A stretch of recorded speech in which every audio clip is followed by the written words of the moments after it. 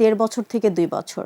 1.5 বছর থেকে 2 বছর একটি শিশু কোনো সাপোর্ট ছাড়া খুব সুন্দরভাবে রান করতে পারবে, হাঁটতেও পারবে। 1.5 বছরে যদি দেখি কোনো শিশু এখনো হাঁটা শিখেনি, তখন আমাদের কিন্তু দুশ্চিন্তার বিষয়। এবং 1.5 বছর থেকে 2 বছর একটি শিশু মিছিমিছি খেলা শিখে, ভান করে খেলা।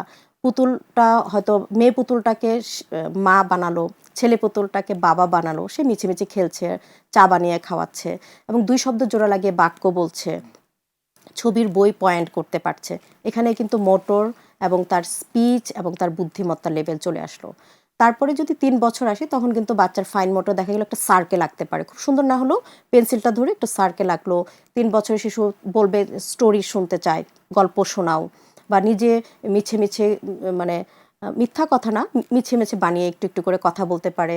এবং স্পিচের বেলায় দেখা যায় যে সে ছোট ছোট কনভারসেশনের মাধ্যমে একটা ঘটনা পুরো বলতে পারে, যে অমুক জায়গায় এটা হয়েছিল, আমাকে আদর করেছে, একটু টুকরা টুকরা করে আমরা পুরো অ্যাডাল্টরা কিন্তু ঘটনা বুঝতে পারি। এবং 3 বছরের একটি শিশু, আমি যদি বলি যে কগনিশনের আরেকটা পার্ট যেটা ম্যাচিং করা শিখে, কালার ম্যাচিং। কালার কনসেপ্ট তখনও আসে না, আমি যদি একটা নীল রেখে বলি এরকম আরেকটা এনে দাও, তো সে আরেকটা নীল রং এনে দিল, ম্যাচিং। তাহলে এগুলোই হলো 3 বছর বয়সী। তো আমরা বলি সবসময় যে শিশুর বিকাশের মেইন পার্ট প্রথম 2 বছর, তারপর 3 বছর, এগুলো যদি থাকে একটি শিশুর স্বাভাবিক বিকাশ আমরা বলতে পারি।